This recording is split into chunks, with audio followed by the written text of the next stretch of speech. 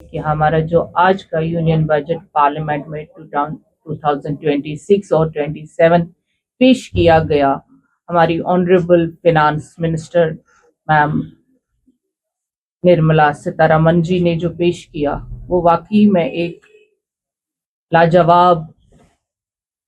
Budget है, जिसको हम पिछले 11 सालों से हमने देखा। 2014 से जब से मोदी जी की सरकार आई, उनके नेतृत्व में सरकार बनी, हमने देश की जो उन्नति देखी, तरक्की देखी, वो हमें इस बजट सत्र में पता चला कि हमारी जो इकोनॉमिक ग्रोथ है वो कहाँ से कहाँ पहुंची। इकोनॉमिक ग्रोथ जहां हम पूरे वर्ल्ड में 11th नंबर पे आते थे, वहीं आज हम 4th नंबर पे पहुंचे हैं। यानी हम जहां पर बहुत डाउन थे, आज हम रैंक में 4th नंबर पे आ रहे हैं। वो हमारी जो अर्थव्यवस्था है, उसने हमें किस कदर आज पुख्ता बनाया है और मजबूत बनाया है। ये हमारे विकसित भारत की पहली वो लकीर है जो हमारे प्रधानमंत्री जी ने हमेशा पार्लियामेंट में बोला। जो हमारे प्रधानमंत्री जी का विजन है, जो 2014 से 2047 के भारत, उस विकसित भारत की एक नींव है, जो 2026-27 का बजट है। ये बजट उस इंफ्रास्ट्रक्चर का बजट है, जो इंफ्रास्ट्रक्चर वाकई में 2027 तक कंप्लीट होकर एक विकसित भारत को तामीर कर रहा है। वो चीजें जो हमारे वहमो गुमा में नहीं थी, आप देखिए, पहले ही जब हम इकोनॉमी की बात करते हैं, हमें अपना फिनांस देखना होता है कि हमारी फिनांशियल कंडीशन क्या है। हमारा हॉर्टिकल्चर और एग्रीकल्चर डिपार्टमेंट एक रीढ़ की हड्डी है। उसके बाद जब हम आगे बढ़ते हैं तो हमारा हेल्थ सेक्टर, एजुकेशन सेक्टर और यूथ के लिए, वीमेन्स एम्पावरमेंट के लिए हमारे गवर्नमेंट ने कितने काम किए हैं। आज यूथ को आगे बढ़ाने के लिए अब सारी वो एजुकेशन, जिस तरह से हम टेक्नोलॉजी में आगे बढ़ रहे हैं, यानी मेड इन इंडिया और मेक इन इंडिया की जब हम बात करते हैं, हमारी सारी जो चीजें अब के जो गवर्नमेंट ऑफ इंडिया ने सोचा है, डिफेंस सेक्टर ज्यादा मजबूत कैसे हो, उसके लिए जो हम बाहरी मुल्कों पे मुनहसर रहते थे, अब वो चीजें हमारी यहाँ पे बननी शुरू हो गई है। हम जब बाहर की तरफ देखते थे, यानी हम वेस्टर्न कंट्रीज की तरफ देखते थे, वो चीजें जब मेड इन इंडिया और मेक इन इंडिया होने लगी, तब बाकी देशों को पता चला कि हमारे भारत में, क्योंकि आपने देखा होगा बाहर के मुल्क क्यों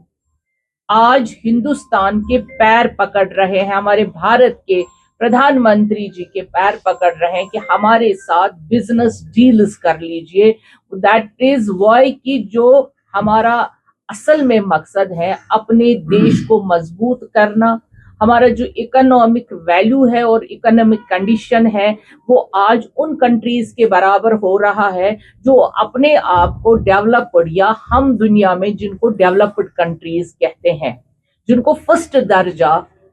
दुनिया में होता है, वो उनकी इसलिए होती है क्योंकि उनकी इकोनॉमिक कंडीशन जो है वो ज्यादा मजबूत होती है। उसी सिलसिले को हमने मजबूत कर दिया, हमारे कंट्री ने मजबूत कर दिया।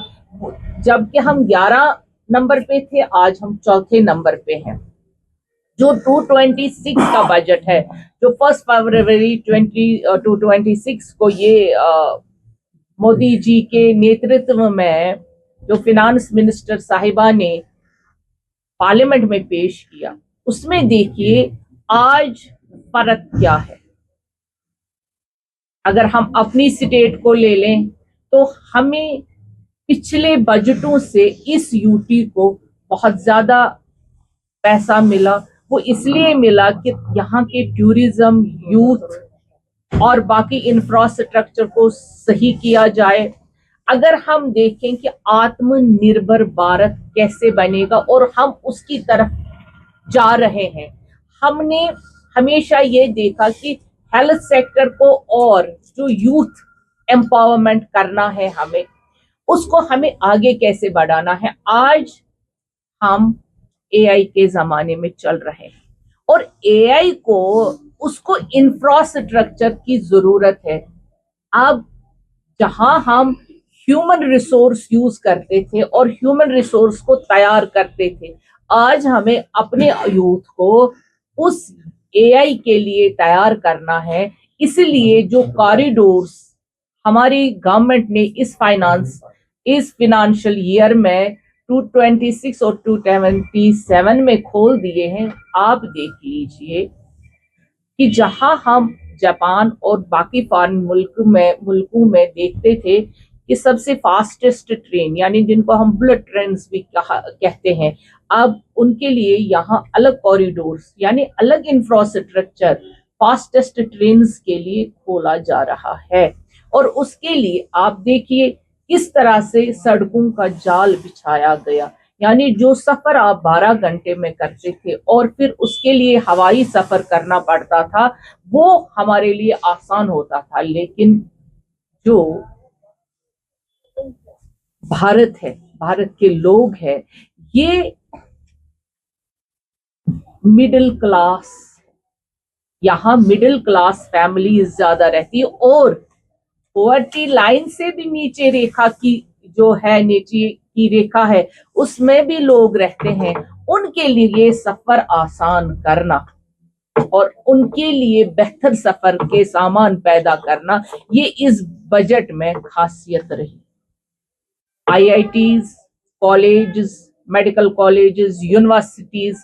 खोलना इस बजट का सबसे इम्पोर्टेंट, जो आपने देखा होगा,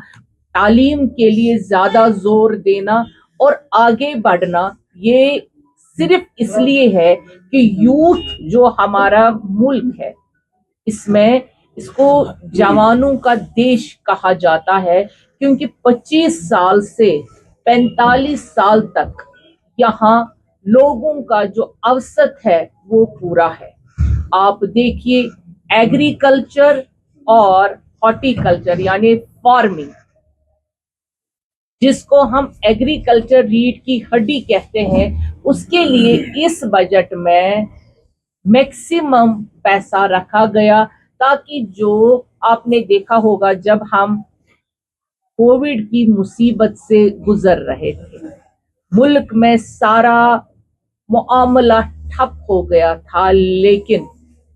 एग्रीकल्चर और हॉर्टिकल्चर हमारे लिए उस वक्त ऑक्सीजन और वही रीढ़ की हड्डी, इकोनॉमिक लेवल को, इकोनॉमिक बूस्ट को उसने बूस्ट किया और इकोनॉमी को उन्होंने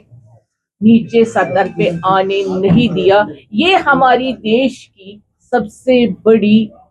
चेन है, जो हमारा फार्मिंग सेक्टर है, उसको हमारे प्रधानमंत्री जी ने आगे बढ़ाने की कोशिश की और इस बजट में उसके लिए खास ख्याल रखा गया है। अब साहिल की तरफ और बॉर्डर्स की तरफ जब हम जाते हैं, बॉर्डर सिक्योरिटी फोर्स और हमारा डिफेंस, इस डिफेंस को मजबूत करने के लिए और हमारे बॉर्डर्स को मजबूत करने के लिए जो इस बजट में देखा गया, आपने देखा होगा कि इसमें एक तो बॉर्डर्स को मजबूत करना है,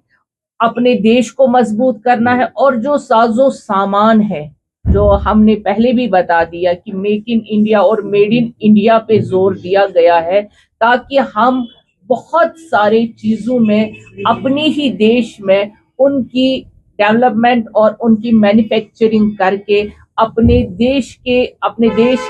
डिफेंस फोर्स को मजबूत करें। मैम, जैसे आपने कहा कि हॉर्टिकल्चर हमारी रीढ़ की हड्डी है, लेकिन इस बार किसानों को खदशात है कि जैसे यूरोपियन कंट्रीज से जो ट्रेड किया जा रहा है, तो उसकी वजह से जो उसमें टैक्स कम किया जा रहा है, तो उसकी वजह से यहाँ की इकोनॉमी पे असर पड़ेगा, खासकर जो कश्मीर की जो सेब इंडस्ट्री है इस पे असर पड़ेगा। देखिए, जितना हमने देखा है कि इस गवर्नमेंट ने, हमारे प्रधानमंत्री जी के नेतृत्व में, जहां सेंट्रल गवर्नमेंट पे भी ये बात आई हुई है, और खासकर जम्मू कश्मीर, क्योंकि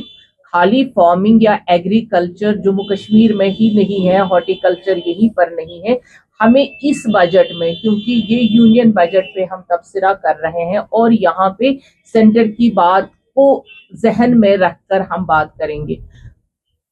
वहां पर ये देखा जाता है कि देश की उन्नति, यानी देश के इकोनॉमिक जो लेवल है, जो ग्राफ है, वो कहाँ तक पहुंचता है। अगर हम ये सोचे कि हम तिजारत करेंगे ही नहीं, इंपोर्ट एक्सपोर्ट के दरवाजे हम अगर बंद करेंगे, तो शायद देश तरक्की नहीं करेगा। रही बात हमारे यूटी की, तो यूटी में भी हमारी सरकार ने, हमारी सेंट्रल गवर्नमेंट ने यही सोचा है कि यहाँ के एग्रीकल्चर को, यानी यहाँ के एग्रीकल्चर एंड हॉर्टिकल्चर को बढ़ावा दिया जाएगा। और मुझे लगता है कि पिछले सालों के, जो हम पिछले सालों का देखते थे, वहां तो हमें इतना मुनाफा कभी नहीं आता था। आज अगर आप देखेंगे, एक छोटे से फार्मर के भी अकाउंट में पैसा आता है, इंश्योरेंस बाजाबता रहता है। और अब रेट्स की जो बात है, यानी आप जो टैक्स की बात करते हैं, जब भी हम इंपोर्ट करेंगे तो तभी हम एक्सपोर्ट भी कर सकते हैं। यानी इंपोर्ट और एक्सपोर्ट की हमें दरवाजे खोलने हैं, तभी देश भी और ये स्टेट भी, ये यूटी भी तरक्की करेगी।